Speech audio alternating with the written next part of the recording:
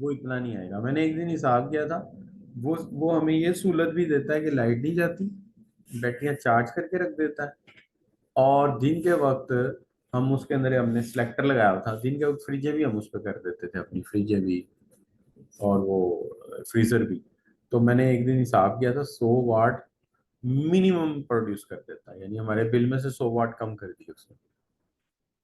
100 वाट का मतलब है टैक्स वैक्स डाल के 6,000 रुपये बिल कम कर दिया, और सहूलत अलग है। तो इससे जो लग्जरी आती है ना आपकी लाइफ में, वो नाकाबिले में।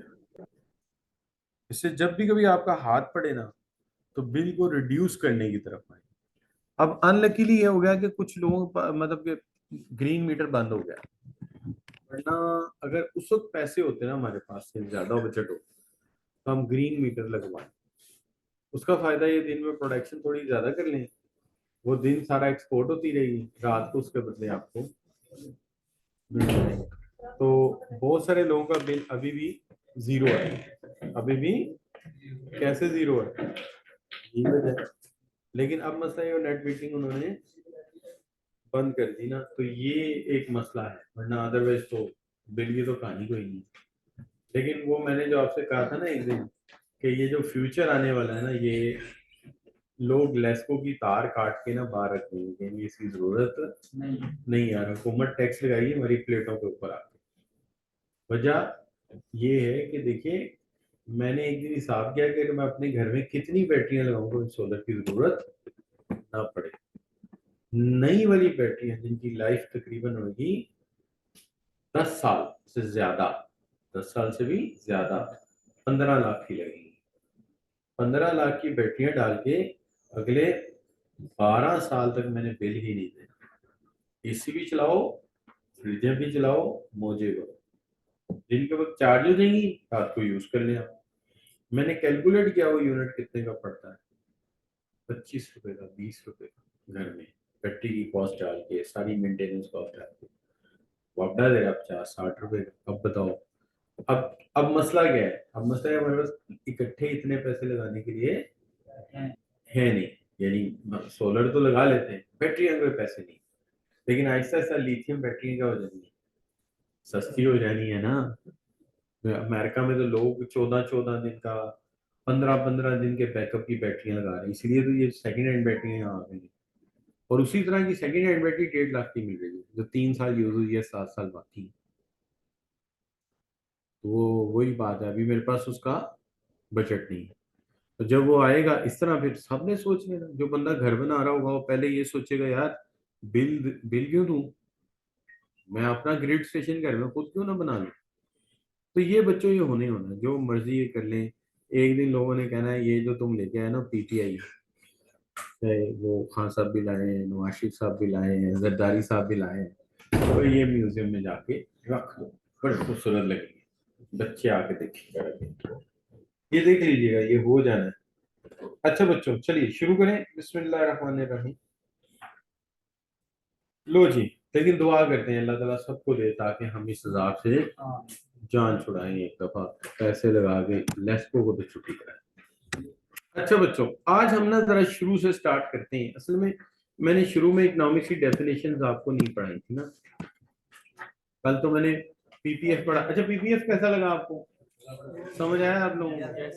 अच्छा, मैं इसकी रिकॉर्डिंग भी एक भेजूंगा जो पिछली दफा मैंने पढ़ाया था, ताकि आपको रिवाइज भी हो जाए।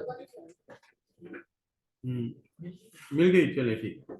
अच्छा बच्चों, अब बात ये आ जाती है कि हम बात करने लगे हैं इकोनॉमिक्स। देखिए, इकोनॉमिक्स पढ़ने का जो आइडिया आया ना लोगों को कि जी क्यों पढ़ाई जाए, तो इसका मकसद ये था कि लोगों के जहन को एक तरक्की याफ्ता जहन बनाया जाए, कि गुर्बत के खिलाफ जहाद किया जाए, इलिटरेसी के खिलाफ जहाद किया जाए, एक बेहतर निज़ाम दिया जाए, लोगों की सोच को बदला जाए।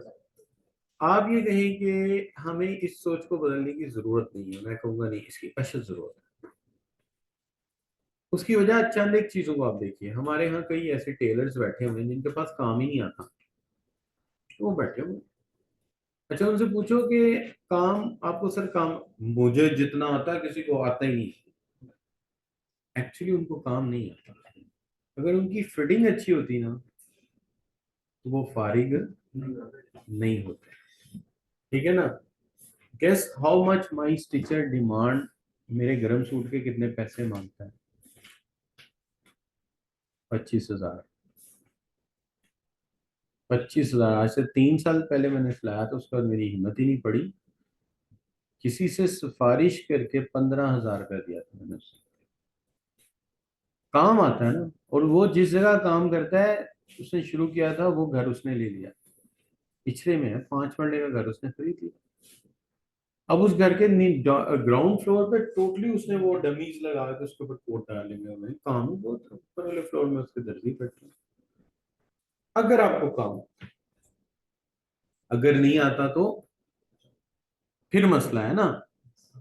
अब मैं जब स्टिचिंग करता था ना, मैं लेडीज काम करता था, तो अब यकीन करें, मैं वो एक मतलब कि सोच होती है, what extra you give to your customer. आप अपने कस्टमर को एक्स्ट्रा क्या देंगे? तो हमने क्लिप देखे, सामान देखा, तो मिल जाता था बड़े आराम से। हम सामान ले आए तो हमारे पास जो लेडीज कपड़े सिलाने आती थी, हम उसी के बचे हुए कपड़े से उसे एक क्लिप बना देते थे। एक क्लिप, फिर क्लिप, मिल जाता बाजार से। उसकी बेंडिंग ही करनी ना। ये जो क्लच नहीं होता, जो लड़कियों ने हाथ में पकड़ा होता है औरतों ने, पैसों वाला, उनके कपड़े का पर्स उन्हें बना देते। अगर ज्यादा कपड़ा बच गया, ये गिफ्ट है, ले जाए। तो ग्रेजुअली क्या हुआ, वहां तो तिल दंडे की जगह नहीं मिलती थी। People come because we give them something extra. ठीक है। मेरे मेरे कजन की जेंट्स की दुकान थी, इतनी अच्छी नहीं चलती थी। मैं कहा भाई तेरी कटिंग नहीं सही है, कटिंग ठीक कर अपनी। वो कटिंग ठीक करवाई उसकी किसी से। उसके बाद ईद आई, ये वो आई, साथ कॉम्प्लीमेंट, क्या जी शालमी जाना वहां से बनियान ले आने, नाले ले आने। एक जे डॉट पे नाला मिलता, फ्री में सूट खरीदे, नाला फ्री। हाँ मैं तो बल्कि ज्यादा ले आता हूँ। कोई अमीर आदमी साथ हो ना, कोई रिश्तेदार बाहर से आगे लेने आया, तो उसमें यार नाले दो दे। अब सुन सर, दो क्यों, मैं यार एक टूट जाए। या तो ये समझ ले कि यार हम दूसरे में डाल, मतलब सादे सूट में डाल के बंदा शो ही मार लेता है। लोग ये तो कहते हैं सूट जे डॉट का नहीं, नाला तो जे डॉट। देखिए बात तो है ना। अच्छा, एनीवे, अब what extra you give to your customer. अब जे डॉट को देख लीजिए, वो चला कैसे। वो ऐसे चला जी कि एक औरत सूट लेने जाती है, मेरी वाइफ सूट लेने जाती है। आप बिलीव करें कि हमेशा इतना कपड़ा फालतू होता था, मेरी बेटी के कपड़े बन जाते। तो 5 गज का सूट है, वो 5.5, पौने 6, 6.25 अगर बढ़ गया उसने फालतू दे दिया। अब नहीं दे रहा, लेकिन देता था जब तक वो जुनेद जमशेद, अल्लाह उसको जन्नत नसीब करे, जिंदा रहा। ये पॉलिसी थी, लोग खरीदते थे, हम खुद खरीदते थे। तो मेरी बेगम बहुत चीज टीचर है खुद भी। ठीक है। तो ये क्या है, एक इकोनॉमिक्स इसलिए पढ़ानी जरूरी, लोगों का माइंड सेट चेंज करेंगे यार। जो चीज तुम्हें नहीं आती उसे लर्न करो, देखो, क्या समझो। ठीक है ना। अच्छा, मैं टेक्स्ट पढ़ाता हूँ, तो मैं टेक्स्ट कैसे पढ़ाता हूँ? मैं टेक्स्ट से पढ़ाता हूँ, तो मैं कराची के पॉपुलर टीचर की एक वीडियो नहीं छोड़ता, उसने क्या पढ़ा। यहाँ पे पास टीचर है, बड़े लीडिंग टीचर है, मैं उनकी वीडियो नहीं छोड़ता। तो मेरा जो कोर्स होगा उसके अंदर मैं सबको ब्लेंड कर लेता हूँ। देखिए ना, यही है ना, कंपटीशन में ये होता है ना, सारों के फीचर ला के आप ऐड कर, तो आप आगे निकल जाओगे। लेकिन मुझे तो आगे नहीं निकलना बहरहाल उनसे, लेकिन बच्चा जब मेरा जाए ना, तो वो जब, अच्छा मेरा पहले दिन ऐलान होता है कि जब आई कैप की रिवीजन होगी ना, टेक्स्ट की, तुम जाना। जो बंदा वहां आएगा तुम्हें लगेगा तुमने इससे पढ़ा, क्योंकि मैंने सबके हिसाब रखा होता है पीछे। हाँ, सबका हिसाब रखा होता है। वो अली साहब आते हैं रिवीजन करने, तो बच्चे हैं सर वो तो आपने सारा वैसे ही पढ़ाया हुआ है। क्योंकि मैंने कंपाइल किया होता है। कभी कभी वो एक अदनान साहब है, वो आ जाते हैं, तो सर आपने तो वही पढ़ाया हुआ सारा। क्यों? क्योंकि when I make my product, I make it completely competitive product. तो इकोनॉमिक्स ये सिखाती है इंसान को कि एटीट्यूड में ना रहो, इलिटरेसी में ना रहो, आगे बढ़ो। भाई इस्लाम कहते हैं ना, निसफ ईमान क्या है? सफाई है। तो इकोनॉमिक्स की जरूरत क्या है? पढ़ने की जरूरत यह है कि लोग गटर में कूड़ा फेंक जाते हैं, गंदे नाले में कूड़ा फेंक जाते हैं, ये इलिटरेसी, ये जहालत है, और क्या है। आप मुझे बताइए, कभी आपने अपने घर के सीवरेज के पाइप में कूड़ा डाला? डालेंगे तो क्या होगा, लाखों रुपया लग जाएगा, पूरे फर्श तोड़ने पड़ेंगे। वो बात हमने अंदर से पाइप डाले होते, बल्कि वहां हम पता क्या करते हैं, आगे जो जाली रखी होती है ना, उसमें जो बाल भी इकट्ठे हो जाते हैं, वो जनाब उन्होंने होते हैं ना डिस्पोजेबल दस्ताने, घरों में बाथरूम में टंगे होते हैं, वो पहन के हम वो उसको ऐसे करके उल्टा करके फेंकते हैं जब बीच में बाल भी ना जाए। क्यों? बाल और मैल भी गए तो बंद हो जाएगा, बाद में लाखों रुपए कौन लगाएगा। लेकिन जब हमारे मुल्क की बारी आती है उसे हम अपना घर नहीं समझते। ये गार्डन टाउन का बार्शी नाला, गंदा ना है बार्शी नाला, कूड़ा पे छा करके थैले की आवाज आती, बीच में गिर जाता है ना जी। ऐसा होता है कि नहीं होता? इकोनॉमिक्स इसलिए जरूरी है कि लोगों को सेंस दी जाए कि मुआशी तरक्की के लिए एहसास जिम्मेदारी जरूरी है। ये बिल्कुल बच्चों वो कॉन्सेप्ट है ना, जैसे वो एक बंदा था, बड़ा कमजोर सा था, तो मुझे कहने लगा कि मैं बड़ा परेशान हूं। मैंने कहा क्यों परेशान हूं? पाकिस्तान का क्या बनेगा, देखो ये क्या कर रहे हैं, ये हो रहा है, ये हो रहा है।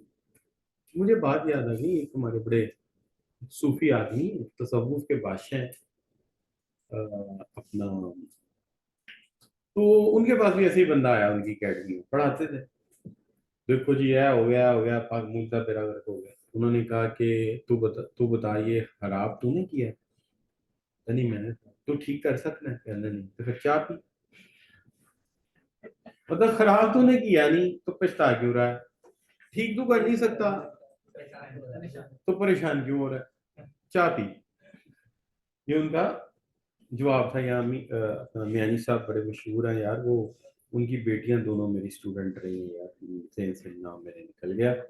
अच्छा, तो मैंने जनाब जो है ना, मतलब अच्छा, मैं आपको बड़ी मजेदारी की बात बता दूं, कई सियासतदानों के बच्चे मेरे स्टूडेंट रहे, काफी सारे, काफी सारे। यानी उसकी वजह ये है कि मैं शुरू में तो बहुत लीडिंग यूनिवर्सिटी में पढ़ाता हूँ। एलएससी में मैंने पढ़ाया, लम्स में मैंने असिस्टेंट की ना, टीचिंग असिस्टेंट में लम्स में था पहले डॉक्टर हनीफ के साथ स्टैटिस्टिक्स में ना। तो इसलिए बड़े बड़े बच्चे, मतलब कि अच्छे अच्छे घरानों में से पढ़ेंगे। तो बहरहाल बच्चों, वो अब ये जो रीडिंग है वो मेरे पास वही आ गई बात, मुझे याद आ गई। वो भी ऐसे ही मेरे साथ करे, मुल्क का क्या बनेगा, ये होगा वो होगा। सेहत भी कमजोर बचाए। मैंने कहा मेरी बात सुन, तू क्या करता है? कहता मैं ये काम करता हूँ। मैंने, तू अपना काम ठीक करे यार। सोचें, आप स्टूडेंट हैं, आप पूरी दयानतदारी से पढ़ें। मैं टीचर हूँ, पूरी दयानतदारी से पढ़ाऊं। इंजीनियर पूरी दयानतदारी से अपनी काम में, डॉक्टर पूरी दयानतदारी से मुल्क तरक्की कर जाए। असल परेशानी क्या है? चीफ जस्टिस कहता मैं डैम बनाऊंगा, और केसेस कितने? 6 लाख। कोई खुदा का वास्ता तू डैम ना बना, तू 6 लाख केस देगा अपने, क्या ख्याल है? वो कहता मैं डैम बनाऊंगा। ना करो ऐसे, ये हमने बचपन में बहुत ड्रामे देखे हैं ऐसे।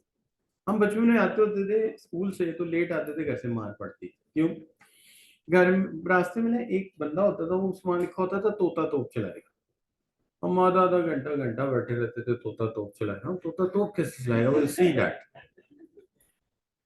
तो ये बिल्कुल पाकिस्तानी कल्चर है, तोता तोप चलाएगा, चीफ जस्टिस डैम बनाएगा।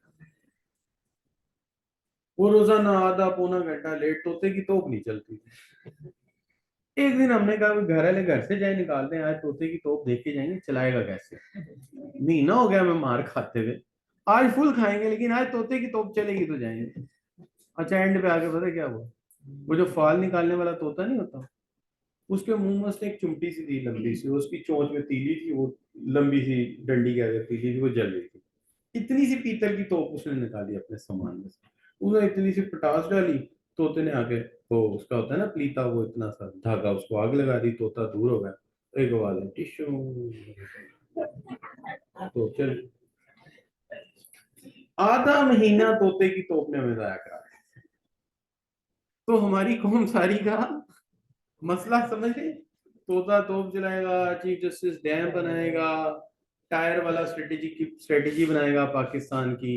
जो बंदा इंग्लैंड गया था वहां इलीगल वो वहां जाके उसने फूलों की दुकान खोल ली, उसका डिपार्टमेंटल स्टोर बन गया, वो पाकिस्तान को मशवरा देगा तुम्हारे कर्जे कैसे उतरेंगे। हाँ जी। अच्छा, वो खुदा के बंदो, जितना चीफ जस्टिस ने एड इकट्ठी की अव्वल तो वो खा गया सारी। उसने बेटे की लंदन में जाके शादी की आराम से। जो बंदा अपना काम ठीक नहीं कर रहा वो कौम के साथ क्या करेगा। तो सेंस होनी चाहिए हमें, क्या हाल है जी। और दूसरी बात ये कि उसने फिर बाद में क्या हुआ जी, कि वो जो पैसे इकट्ठे हुए अगर वो मिल भी जाते हैं हमें सारे, तो वो इतने कम थे कि डैम के बाहर की जो घास लगनी उसके पैसे पूरे ना हो। डैम बहुत महंगा होता है।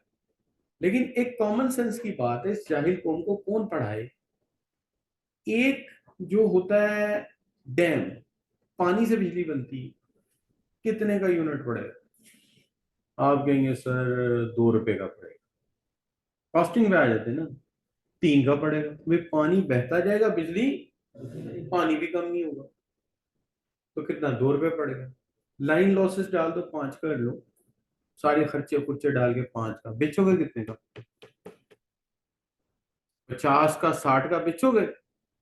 तो भाई उसको कर्जा लेके जल्दी बना लो। वो तो प्रोजेक्ट वैसे ही अपनी कॉस्ट पूरी कर देगा 5 साल में तुम्हारी। जितना महंगा मर्जी लगा लो, जाओ मेरी बात लिख लो। डैम बनाओ जितना महंगा मर्जी बनाओ, आईपीपी की जगह डैम बनाओ, कर्जा लो, टाइड लोन लो, 20% लोन पे ले लो ना, तो वर्ल्ड में लोन मिलता है 6% मैक्सिमम, 1% 2% मिलता है। लोन लो, बनाओ, 5 रुपए कॉस्ट आएगी, 1 रुपया केपीके को भी जाएगा। भाई उसके यहाँ बिजली बन रही है ना, 1 रुपया उसको भी देंगे, 6 रुपए दे देंगे, फिर भी 60 का बिकेगा भाई, 54 रुपए फी यूनिट कमाओगे। तुम्हारे तो कर्जे उतर जाएंगे यार, तुम उसके कर्जे की बात कर रहे हो। तो तुम क्यों चंदा इकट्ठा कर रहे हो यार, दिमाग खराब है तुम लोगों का। है ना जी। मैं कल परसों एक वीडियो देख रहा हूँ, 50 कमरों की हवेली है अंदरून शहर में, इतनी खूबसूरत जिसकी इंतहा कोई नहीं। समझ नहीं आ रही इसका क्या करें। अब इन बेशर्मों को कौन समझाएगा। मेरे हॉस्पिटल में एक एक बेड पे 3 3 पेशेंट लेटे हैं। तो उसका हॉस्पिटल बना दो यार।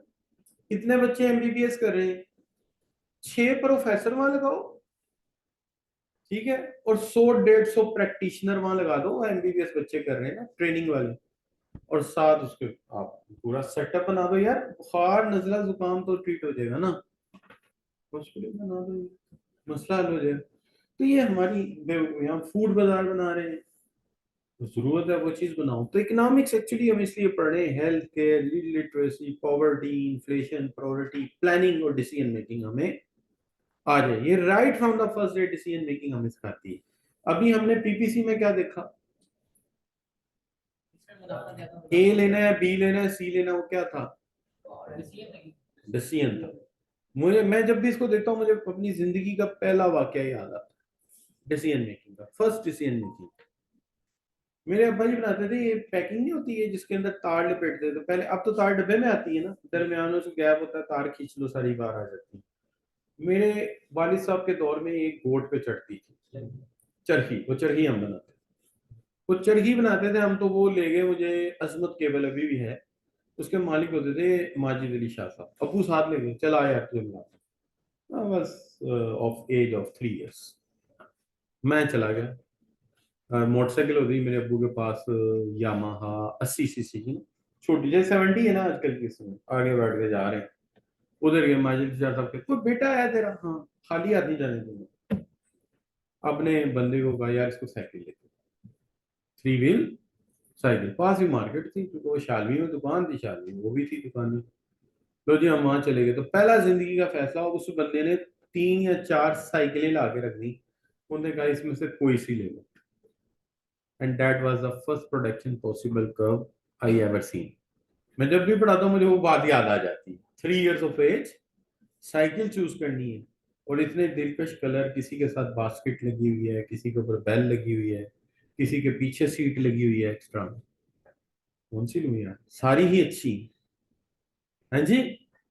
आधा घंटा में खड़ा रहा बंदा बेचारा। पीपीसी बना हुआ है, फैसला हो नहीं रहा, दिल चाह रहा है सारी लेने, तो उन्होंने तो एक लेके देनी थी। ठीक है, वैसे भी मुफ्त में लेके दे रहे हैं, भाई ने तो लगाए नहीं थे पैसे, वो तो मैं गया तो उन्होंने कहने खाली हाथ नहीं जाने देना बच्चा है ऐसा। इतने अमीर आदमी थे वो, किंग ऑफ कॉपर कहलाते थे अपने को। तो उन्होंने नाप कह दिया, तो वो मैंने खैर, वो होता है ना उंगली आंखें बंद करके, अच्छा ये हमने ले ली है जी, ऐसे। तो ये बच्चों जो है ये पहली चॉइस है। तो इकोनॉमिक्स हमें चॉइसिंग सिखाती है, डिसीजन मेकिंग सिखाती है, वसाइल महदूद है, कहाँ लगाएं कहाँ ना लगाएं। देखिए आप लोग अक्सर बहस कर रहे होते हैं कि यार ये ऑरेंज ट्रेन ना बनाते, पीने का साफ पानी नहीं है, पहले वो कर लेते, ऑरेंज ट्रेन ना बनाते, हॉस्पिटल बनाते। तो ये क्या है, चॉइस है ना, ठीक है। अच्छा वो चॉइस अपने एतबार से करेंगे, क्यों, पीने के साफ पानी के पाइप कहाँ जाएंगे, जमीन नजर तो नहीं आएगी, तो वोट कहाँ से मिलेगा, ऑरेंज ट्रेन तो यूं जाएगी, फेसबुक पे आएगी, पीछे गाना आ रहेगा, नहीं रीसा शायद लौट गई, हाँ जी, तो वोट मिलेगा। This is the priorities. Economics ही तो सिखाती है क्या ठीक है क्या गलत है, पॉलिटिकल प्रायोरिटीज तो होती है ना। अच्छा अब बच्चों आ जाइए एडम स्मिथ।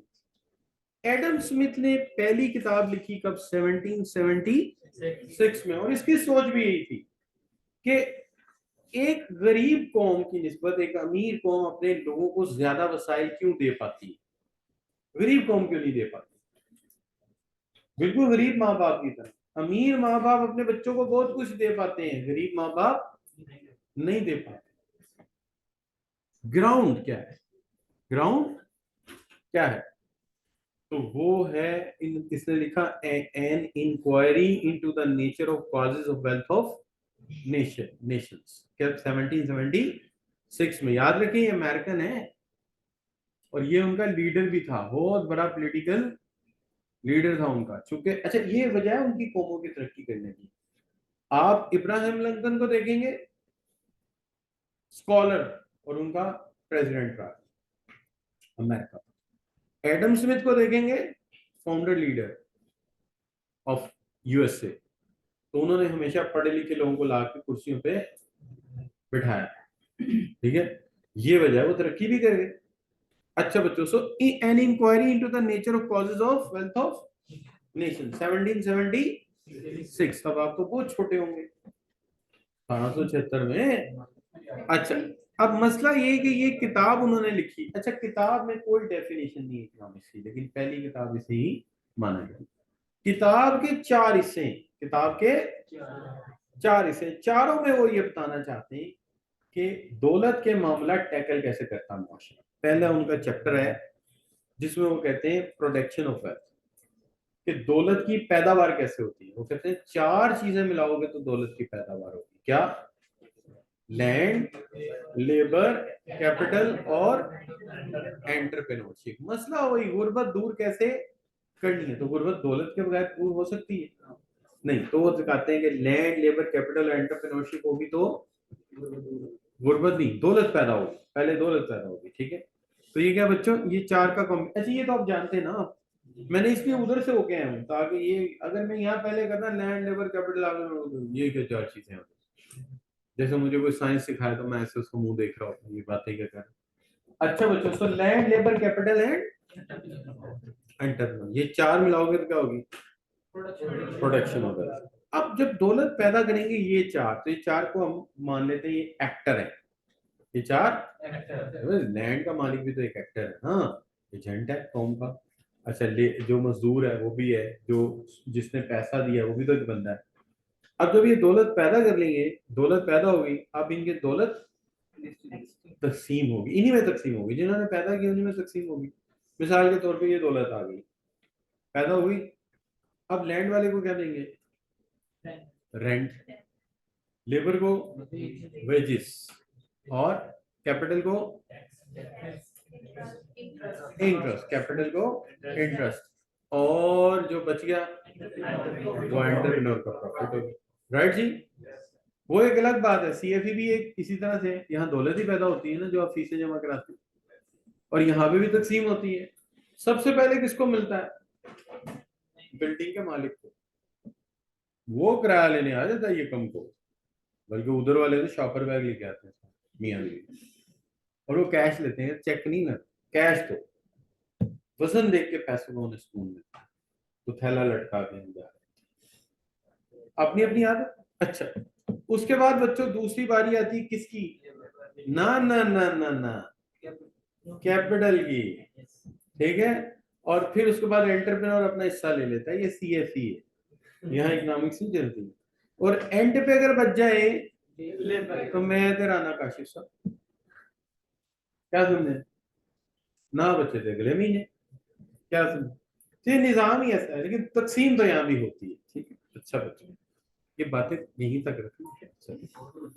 अब बच्चों आगे क्या आ गया? Exchange of wealth. Exchange of wealth क्या है? अब देखो, चारों ने मिलकर बनाई दौलत और चारों में तकसीम हो गई। अब दौलत आ गई, अभी दौलत अपने पास रखेंगे? नहीं, वो दौलत उनको दे देंगे जिनको, जिनसे जो चीज चाहिए। कपड़ा चाहिए, क्या करेंगे? पैसे देके कपड़ा ले लेंगे, इसी एक्सचेंज ऑफ वेल्थ है, ठीक है जी। चाय की पत्ती चाहिए, क्या करेंगे? वही पैसे जो कमाए हैं वो देके चाय की पत्ती ले लेंगे। ऐसे ही होता है। असूली तौर पे देखें, आपके अबू बैंक में काम करते हैं, एक्चुअली वो बैंक वालों से अपने घर का खर्चा लेके आते हैं, चाय की पत्ती, कपड़ा, दूध, साबुन, ठीक है जी। अच्छा, और जनाब बच्चों के कपड़े और सारी चीजें उनसे लेते हैं, पर्दे वर्दे कारपेट सब उनसे ले रहे हैं। कैसे ले रहे हैं? अगर ये ना होता निजाम तो क्या होता? महीने के आखिर में वो एक पिकअप लेके जाते हैं, लो जी मेरी तनख्वाह, बच्चों के लिए पत्ती दो, आटा दो, चावल दो, ये वो सारी पिकअप में डाल के लेते हैं। तनख्वाह ऐसे होती ना कि नहीं? सही कह रहा हूँ कि गलत है? ऐसे होता ना, ठीक है। सीएफई में क्या होता? ऐसे होता कि हम महीने बाद क्या होता जी, कि मैं छोटा सा रिक्शा लेके आता, ठीक है जी। अच्छा, राना साहब भी छोटा सा, राना काश साहब भी छोटा सा रिक्शा लेकर आते, दो शायद सब बड़ा कंटेनर 22 व्हीलर लेके आते हैं, ठीक है जी। राना नवीज साहब 22 व्हीलर लेके आते हैं। अच्छा जी, सलीम साहब तो उससे भी बड़ा। अच्छा, तो यूसी क्या है कि इस तरह होता है, लेकिन ये निजाम ऐसा है नहीं।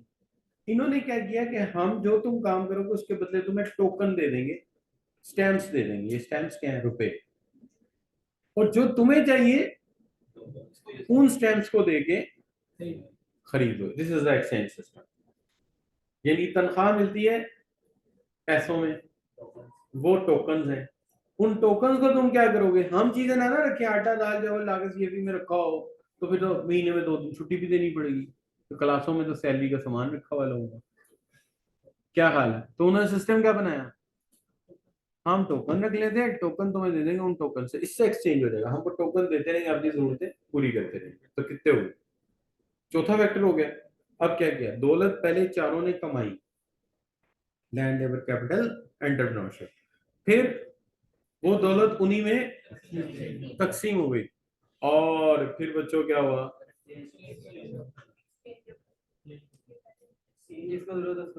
उसको एक्सचेंज कर दिया। राइट होगी बात? मुश्किल बात तो नहीं कर रहा मैं। अच्छा, आखिरी बात क्या होगी बच्चों? इसी के लिए तो काम किया था सारा। अबू क्यों जाते हैं मेहनत के लिए? क्योंकि तुम्हें लेस के चिप्स चाहिए, आपी को गुड़िया चाहिए, ठीक है जी, बड़े भाई को कंप्यूटर चाहिए, इसीलिए काम कर रहे हैं बेचारे, मेहनत कर रहे हैं। अब वो मजे का टाइम आ गया, अब वो गुड्स एंड सर्विसेज तुम्हारे घर आ गई। अब क्या करेंगे? हमें यार एंजॉय करें उनको, अब इसी के लिए तो मेहनत की थी, तो आखिरी काम ही तो मजे का। That is what consumption of, यानी टींडे पके हुए, साथ पराठा या रोटी पकी हुई है, एंजॉय करो, खाओ पियो, क्या है? This is the consumption of wealth. टींडे लाइक नहीं करते हैं? नहीं, मजाक कर रहा हूँ, ऐसे टींडे ना कहो, आप मटन कढ़ाई पका लो, छपती हूँ। मैं मजाक मजाक कर रहा हूँ ऐसे, ठीक है जी। तो अब आप एंजॉय करें, आपने इसी के लिए तो मेहनत की थी। तो 4 पार्ट हो गए ना, प्रोडक्शन, डिस्ट्रीब्यूशन, एक्सचेंज। और एक्सचेंज के बाद चीजें आ गई ना, कैडबरी भी आ गई, लेस भी आ गए, ठीक है जी। क्या हाल है? हिको की आइसक्रीम भी आ गई। अब क्या करें? एंजॉय करो, मजे करो, ठीक हो गया बच्चों? लेकिन जब खत्म हुई बात तो उन्होंने कह दिया कि इनका मतलब ये है कि economics is a science of wealth. नतीजा क्या निकला? Economics is a science of wealth. तो तैयार हो गए। ये 1776 इंग्लैंड में भी स्टैब्लिशमेंट का जमाना था। वजीर आजम को फांसी लगा देते थे, जेल में डाल देते थे। क्यों? क्योंकि वहां स्टैब्लिशमेंट थी चर्च, फादर पॉप, वो 2 मिनट में फतवा दे देते थे, इसने वो जुर्म किया, इज अ ग्रेट सीन, इसको हैंग टिल डेथ कर दो। ऐसा हो जाता ना बच्चों। जैसे हमारे चीफ जस्टिस साहब पास एक केस चला गया, वो बंदा 8 माह से कैद में था, उस केस की जो सजा बनती थी वो क्या थी, 6 माह, 4 माह, वो 8 माह काट चुका था, उन्होंने जमानत दे दी। अब क्या हुआ भाई, कौन कानून तो ये कहता था। और पीटीए वाले आजकल गुस्से में हैं, उन्होंने पोस्टर लगा दी, क्या जी, उसको कह दिया मुर्तद है, गुनहगार है, कादियानियों का यार है। उनके लिए कौन सा मुश्किल है, वो रात तक उन्होंने चीफ जस्टिस बेचारे का क्या बना दिया। वो फजल रहमान साहब को भी गुस्सा आ गया, वो मुफ्ती मुनीबुर रहमान को भी गुस्सा आ गया, उधर से जनाब वो देवबंदों के क्या नाम है उनका, मुफ्ती तकी उस्मानी साहब, वो भी आ गए। उस बेचारे ने कहा ओ भाई तुसी कोर्ट जा रहे, और अगर वो ना बुलाता मुसीबत थी उसके लिए, उसने कहा आज उसने स्पीच करवा दी उनकी। वो भी खुश हो गया, हम सुप्रीम कोर्ट में आए हैं, तस्वीरें बन गई। अच्छा, और पहली दफा मैंने मौलाना फजल रहमान को देखा कि कितना बड़ा आलिम है। मैं आज तक इसको सियासतदान ही समझता रहा, मैंने वो तकरीर सुनी, मेरे 14 तबक रोशन हो गए कि वाकई ये मौलाना मुफ्ती महमूद का बेटा है, और सही बारिश है उसका, तालीम में उसका कोई जोड़ नहीं, सियासत में वो जो भी करता हो एक अलग मसला। तो बच्चों उसने कहा ठीक है आप सही कानून कह रहे हैं, उसने वो सारे फैसले जो पैराग्राफ लिखे थे काट दी। इसी तरह वहां पे चर्च था, उन्होंने जनाब 2 मिनट फतवा दे देना, उन्होंने क्या कहा,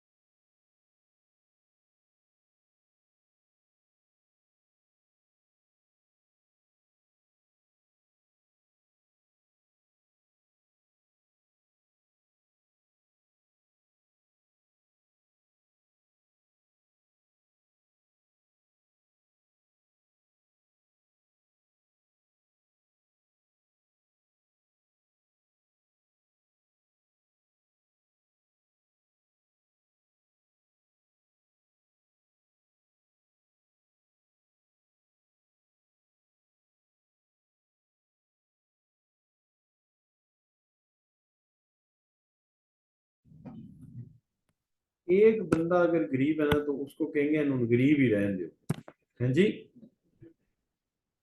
अच्छा बच्चों कोई बात, अच्छा और हमारी सोच भी ऐसी, सोच भी, हमारी सोच भी उतनी होती, यानी कि रोटी खा ली तो 2 गुलाब जामुन, वाह भाई वाह, अमीर, अमीर की सोच भी ऊपर होती है। मुझे एक दफा ना एक इदारे ने कहा, 2009 की बात है, हाँ 9 की, तुम कितने पैसे बाहर से कमा लेते हो ये विजिटिंग कर, यूनिवर्सिटियों में जा इधर उधर। तो मैंने बड़ी टांग मारी ना, मैंने उन्हें कह दिया 70,000 कमा लेता हूँ। तो उसने अपने सेक्रेटरी को बुलाया, बात सुनो, एक अपॉइंटमेंट लेटर बना के लाओ, 70,000 पर मंथ मुबशिर साहब के नाम, हमारे पास काम करो। अब जब मैं कलमा चौक तक पहुंचा, छठी तू भी गरीब है, लाख कह देता, वो तो जज्बात में आया हुआ था, उसने अपॉइंटमेंट लेटर बना के मुझे दे देना था। मैंने तय कर लिया, मैंने कहा अब तो जाना पड़ेगा, था 55 ही, लेकिन मैंने 75 कहा ना, गरीब की सोच भी जब 20,000 तो उतने गई नहीं। उन्होंने 6 माह बाद मुझे 16,000 का इंक्रीमेंट करके 86 किया कि यार रेट तो अपना सही लगाया कर। तो अंदाजा करें, तो गरीब की सोच भी होनी कोई है? अब मैं यार तू लाख ही कह देना, है नहीं है। लेकिन हुआ ये कि मैं जाके वो जिस कॉलेज में काम करता था उनके डीन को कहा, तो उसने अपॉइंटमेंट लेटर लगा के रिजाइन कर दो। उन्होंने अपॉइंटमेंट लेटर तो उसकी देखा, उसकी अपनी 40 थी, वो 70 थी। अभी मैंने छलांग से ही नहीं मारी, वरना ने उठ के खलो जाना था। अच्छा बच्चों, अब मसला ये हुआ कि 1776 में इकोनॉमिक्स का तो कला कमा होगा, नहीं तो तुसी की पढ़ा रहे बच्चा, दौलत कैसे कमाएंगे, दौलत कहाँ से आएगी, सारा काम ही खत्म हो गया। जनाब 100 साल तक इकोनॉमिस्ट काम करते रहे, कोई प्रिंटिंग कोई पब्लिकेशन काम नहीं हुई। अगली पब्लिकेशन कब हो रही है? अब 1776 कहाँ, और 1890, एक सदी से ऊपर गुजर गया है भाई। 114 साल बाद ये जवान खड़ा हुआ, ये वाला, मतलब तजुर्बाकार बंदा खड़ा हुआ, और इसने कहा, इसने लिखी प्रिंसिपल्स ऑफ इकोनॉमिक्स की किताब, और इसने कहा कि जी देखो, इकोनॉमिक्स पे इल्जाम ना लगाओ, इकोनॉमिक्स तो is a study of Mankind, is a study of, ये तो इंसानों का मुतालिया है कि इंसान कैसे करे। कहते देखो ये गौर किस पे करती है, ordinary business of, ordinary business of life क्या होता है, रोजमर्रा जिंदगी, लिख लो रोजमर्रा जिंदगी, तो ये तो इंसानों की रोजमर्रा जिंदगी का मुताला करती है, कब उठता है, कब सोता है, क्या करता है, क्या खाता है, इसी को कहेंगे ना। तो ये तो बनीनो इंसानी की रोजमर्रा जिंदगी का मुताला है। ये तो एग्जामिन करती है कि इंसान अपनी सोशल एक्शन यानी कि मुआशरा पूरा, क्या सोशल एक्शन कहता है, जिसका कनेक्शन इस बात के साथ है कि वो attainment and use of material request कहाँ से लेते हैं, बेचारे अपने रोटी कपड़ा मकान कहाँ से लाते हैं, पैसे खर्च करते हैं। मटेरियल रिक्वेस्ट यानी रोटी कपड़ा मकान मेडिकल वगैरह। तो उसने कहा कि तुम क्या बेचारे को वेल्थ के अंदर ले गए हो, हम तो इस चीज की बात कर रहे हैं कि इंसान मादी फलाह के लिए क्या कुछ करता है। पढ़े जरा, यही है ना बात। Economics is a study of Mankind in the ordinary business of life, रोजमर्रा जिंदगी, जो मुआयना करती है, एग्जामिन करती है कि इंसान और मुआशरा, इंडिविजुअल एंड सोशल, इंसान और मुआशरा किस तरह माली बहबूद या मादी बहबूद के लवाजमात हासिल करती है, मटीरियल रिक्वेस्ट यानी रोटी कपड़ा वगैरह। सही है जी। अच्छा अब बात बच्चे को डल गाना शुरू, और भाई मैंने शुरू से कहा है ये अगर कहीं और लिखी आएगी तो पहचान लोगे ना, फर्ज करो एमसीक्यूज में आ गई, पहचान लोगे, बंदे का नाम लिख लोगे, क्या नाम है, दैट्स हाउ, ये करना है। नोट्स भी बनाने तो क्या करना है, लिख के उसको 2-3 दफा पढ़, लिखाना किसी ने नहीं है, क्या देना है, एमसीक्यूज आने, तो एमसीक्यूज आने हो तो बस ठीक है, जो टीचर जैसे तफसील से पढ़ा रहा है उसको गौर से सुन लो, 1-2 दफा पढ़ लो, फिर छोड़ दो उसको। पहले चैप्टर का तो यही करो ना, फिर एमसीक्यूज आएंगे, पता चलेगा अच्छा ये कॉन्सेप्ट कमजोर था, ये अच्छा था, फिर बाद में करेंगे उसका काम, आप खुद ही सीख जाओगे। अच्छा मैंने पीछे तो ना ये चीज गौर से नहीं देखी, आइंदा ये भी गौर से देखा करो, तो ठीक हो जाए। सही है। तो अब इसको रट्टा नहीं लगाना, बस सिंपल याद रखना है कि उसने कहा कि जी इकोनॉमिक्स इंसानी इंसानी का मुतालिया है, और इस चीज का मुतालिया करती है कि इंसान और मुआशरा अपनी जिंदगी के लवाजमात कहाँ से लाता है। That's all. अब उसने कहा जी कि ये डे टू डे अफेयर यानी रोजमर्रा का मुतालिया, ये इसका ताल्लुक दौलत से है। Wealth is a central area of interest, मान गया। लेकिन वजह क्या है? Wealth is a source to promote welfare. Wealth is a source to promote welfare. ये भी 7 सेंटेंस था, ये मैंने लिखा नहीं। क्योंकि अगर अब्बा की दवाई चाहिए और तुम कहो दौलत की बात ही ना करो, क्या दवाई बगैर पैसों कह दी? बाजी के लिए नया सूट कहां से लाएंगे हम? पैसे होंगे तो लाएंगे ना। क्या हाल है? क्यों जी? और अम्मा के लिए मिठाई कहां से लाएंगे? इसका मतलब wealth source promote of welfare है। मंगेतर के लिए अंगूठी कहां से लाएंगे? पैसे होंगे तो लाएंगे ना। पैसे नहीं है तो क्या होगा? जाहिर है नहीं होगी। यही बात है, फिर पैसे नहीं है तो क्या करें? सीधी बात। अच्छा, तो वेल्थ मैंने खुद कमेटी डाल के शादी करी थी, नहीं थे पैसे, सीधी बात। और जितने को पैसे थे उतनी कोई शादी हो गई मेरी। क्या समझ? जैसे हम इचरे से कपड़े लेने जाते थे ना, सस्ते मिलते, शादी भी इचरे में ही हुई। अच्छा बच्चों, wealth is a central area of interest. क्या मतलब? क्योंकि इससे वेल्थ प्रमोट होती है, क्योंकि रोटी कपड़ा मकान बगैर पैसों के नहीं आता। और इकोनॉमिक एंशियसली डिस्कस करती है ह्यूमन बीइंग के वेल बीइंग को, वेलफेयर को, मुआशरे के, जो इसके अंदर इवन ट्रैफिक का सिग्नल भी पैसों से ही लगता है। ना हो तो एक्सीडेंट होंगे। क्या हाल है बच्चों? है कि नहीं? तो इसलिए इसकी बात को फौरन मान लिया गया कि एल्फ्रेड मार्शल ने, इसने इसकी डेफिनेशन किसी ने नहीं बहरहाल माना। लेकिन चूंकि इसका ताल्लुक एक बहुत बड़े स्कूल के साथ है जो आज भी कायम है। कौन सा स्कूल बच्चों? It is a popular economic school. आज भी दुनिया का बहुत बड़ा लर्निंग सेंटर है। इसका नाम है लंदन स्कूल ऑफ इकोनॉमिक्स। इसकी 2 फ्रेंचाइज ब्रांचेस खुली एशिया में।